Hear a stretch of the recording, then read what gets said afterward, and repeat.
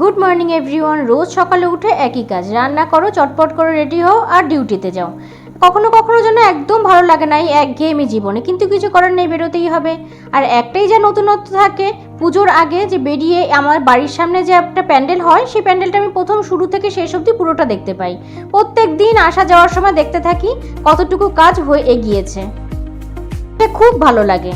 যাই হোক, ফেরার সময় আজকে মনে করতে করতেই ফিরছি যে প্রত্যেকদিনই তো বাড়ি গিয়ে ভাত রুটি যা হোক কিছু একটা ডিনার করা হয়, কিন্তু আজকে যেন কোনো কিছুই খেতে ইচ্ছে করছে না। আজকে একটু চাও খেতে ইচ্ছে করছে, বাইরে থেকে কিনবো না, তাই বাড়িতে এসে চটপট করে যা কিছু ঘরে সবজি ছিল সেটা দিয়ে বানাতে শুরু করে দিলাম। এমনিতেই সকাল থেকে একদম মনটা ভালো লাগছে না, কারণ সামনে পুজো চলে এসছে আর সেই আমাদের একঘেয়ে জীবনই চলছে। তাই ভাবলাম অন্যরকম কিছু একটু খাবার বানিয়ে নিই, তাতে হয়তো একটু মনটা ভালো লাগবে, তাই জন্যই চটপট করে বানিয়ে নিচ্ছি। আর ফাইনালি আমার এই বানানো হয়ে গেছে আজকে রাতের ডিনার। তো চলো চটপট করে ডিনারটা সেরে নিই।